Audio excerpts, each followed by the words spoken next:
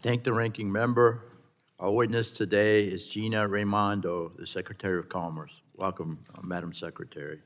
You're recognized for 5 minutes for your testimony. Thank you, all of you. Thank you. Good morning. It's nice to be here. I've had the opportunity to get to know, I think, almost all of you and work with you, and I appreciate that. One of the best parts of being Commerce Secretary is it's really bipartisan, right? Working together on manufacturing, competitiveness, countering China, it's all bipartisan. And so it's really my pleasure to be here and to continue to work with you, in the weeks and months ahead. I want to thank you for your time. Thank you to the chair and to the ranking member and to all of you. We are, as has been said, and I appreciate all the kind remarks, we are working hard and doing our best. We are, as you have said, implementing some of the most significant initiatives passed by Congress in the past few years, we at the Commerce Department, through the Infrastructure Investment and Jobs Act and through the CHIPS and Science Act. And I want to say thanks to these laws and the funding that Congress has provided, we're able to do the work of the American people. The budget that I have before you requests $11.4 billion in discretionary funding and $4 billion in mandatory funding for the department in FY2025. I know you're not an appropriations committee, but your leadership matters. You've all demonstrated how passionate you are about these issues, and your leadership matters. And so I am here to ask you for your support of this funding. I just want to take my remaining time to briefly step through some of our top priorities. First, and this has been mentioned by almost all of you, this budget positions America to prevent China and other countries from obtaining U.S. technology, U.S. capital, and expertise for activities that threaten our national security. As Representative Pallone said, and McMorris-Rogers, we have to beat China. That requires a strategy, and that requires investment. The budget requests a total of $223 million, a $32 million increase for BIS to expand export control enforcement, as well as $5 million for ITA to address risks from outbound investments into technologies in China, which we believe could enhance their military. The budget promotes America's technological leadership and responsible innovation in AI.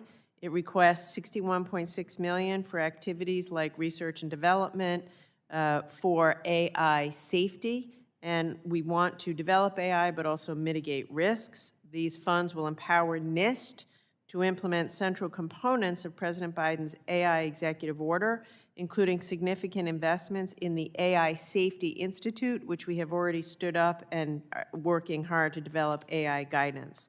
We also request $8.9 million to BIS to gather vital information on bad actors who may be threatening our national security by trying to develop frontier AI models using U.S. cloud infrastructure.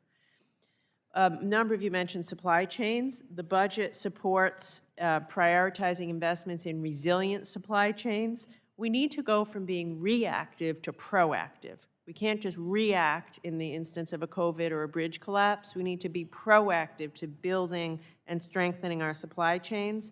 So it includes money for the Manufacturing USA program, for the Manufacturing Extension Partnership, and money for ITA to support building a supply chain resiliency office. The budget provides resources to strengthen our relationship with our allies, to advance our shared values, and shape the strategic environment in which we operate vis-a-vis China. We need to outcompete China. Wake up every day asking ourselves, how do we outcompete China? That means we have to show up in the rest of the world, and this budget includes $379 million for ITA to expand exports and services so U.S. businesses can grow in foreign markets. The budget also requests new investments for EDA to build on tech hubs. A number of you have amazing tech hub proposals before us. I wish I could fund them all. We don't have the funds to do that, and I hope to work with you and others in Congress to figure out ways, creative ways to get more funding to invest in tech hubs. Finally, the budget invests in our fundamental science infrastructure. It invests over $400 million in fundamental research infrastructure at NIST and NOAA and NTIA, for maintenance, renovations, and improvements at NIST campuses. I just want to conclude by saying we need support from Congress. If we will be efficient with the taxpayer dollars, but we need your support to make these investments so we can outcompete and support American workers and businesses, and I look forward to working with all of you to do that.